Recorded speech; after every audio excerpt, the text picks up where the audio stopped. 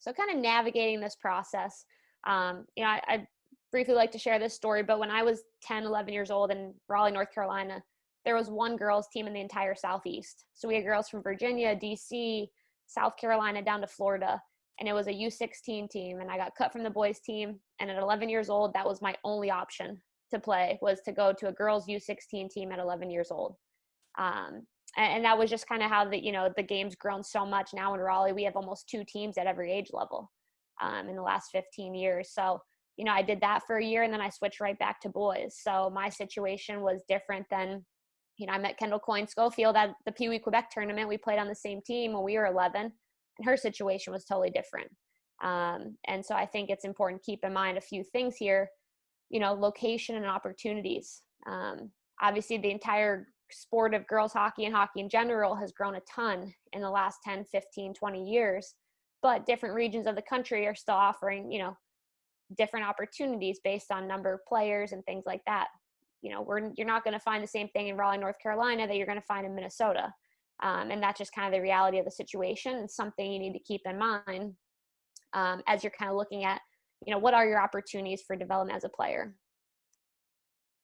And then there's also too a big, especially on the girls' side, of physiological differences. Girls and boys are growing at different rates. When I was about 12, I probably pretty much maxed out on my size and, was just as big as some of the boys. And then going into that bantam year is when, the boys started really growing a lot.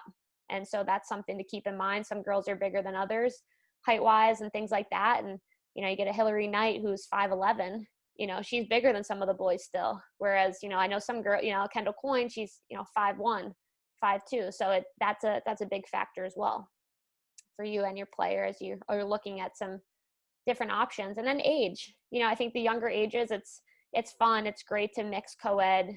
There's really not too much physiological differences. Kids are just out there having fun. They're learning the basic skills, and then you kind of start looking at that bantam age when hitting is introduced. Back when I was playing, we started hitting at Pee Wee. So, 11, 12 years old. Now I think it's great that they moved it back to bantam I think it's great for every player. To be able to stay in the game more and not to worry about that. But, I think the physical differences as boys start getting to that 13, 14 age range compared to girls and the strength and the size. And just the fact that, there's checking. I think boys, men's, women's hockey, there's a lot of body contact all around, but explicitly hitting is definitely a different element to the game. And it's something that's definitely a factor. And I talk to some girls now that are, 11, 12, 13, and they're going through this process now. And it's kind of all these different factors. And I'll get into a few more considerations here on the next slide. But, these are all things that every player is different with. It might make sense for some girls to switch over at 10 years old. If you're a goalie, that's a different situation than, if you're a forward and maybe going to be taking a few more hits than a defenseman or things like that. So just kind of some different factors here.